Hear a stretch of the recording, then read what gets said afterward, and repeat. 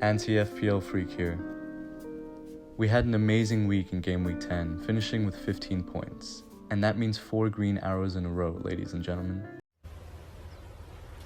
Wait a minute! Who are you? There were no returns from anyone, but a bit of a shame that Havertz and Richarlison both got clean sheets. At least Agent Kai didn't do anything in the 5-0 win against Sheffield United. Last week's transfer of Semedo and Martial were also a success, and I'm really liking the squad at the moment. I'm also very thankful Darwin didn't come off my bench for the 10 points. Thank you, Martial. We have now officially made it into the top 100, page 2 of the website. Big question, what's he getting? That tastes like promotion! And I'd like to give a shout out to Alec, who manifested this in the comment section of last week's video. Now our goal is to make the top 50, which is page 1 of the anti-FPL website. And we're about 30 odd points off. So it's definitely doable. You never know what can happen in anti-FPL. I do wish I had Mopé in my team this week, who managed to be on a -1 without even playing at some point. Ben White also seems to be in good form, showcasing a true striker's finish against his own goal during the midweek Carabao Cup game. Anyway, let's look at some of the crazy scores around the anti-FPL league this week. Ace of the FC regains his position at the top of the anti-FPL league with a magnificent 10-pointer game week. Almost an entire team of binaries. You have to respect the skill here.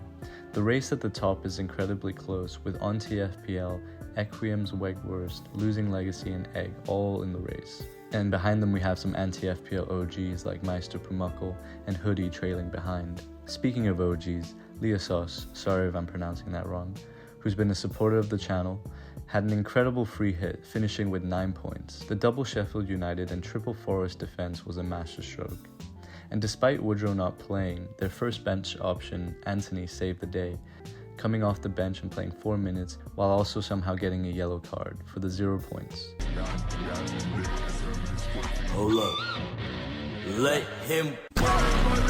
Just anti-FPL perfection. Harvey Wallbang FC had an amazing week, finishing with 10 points, climbing and almost halving their rank. Captaincy and Lockyer was perfection with the own goal, while the rest of the team blanked. But as you all know, what goes up must come down, and there were some shocking game week scores in anti-FPL this week. Anti-Heroes, who I'm pretty sure is inactive, but still, somehow finished with 75 points, having Ethan Pinnock chip in with a humble 15 points against Chelsea, while Wilson and Holland came off their bench to punish them. So Bad here finished with 69 points, getting 18 from Lamina and 10 from Paulinho. Schmeichel Jackson, one of my favorite team names, had 66 points, with Nketiah just ruining their week, although it was already ruined when all 3 of their players came off the bench.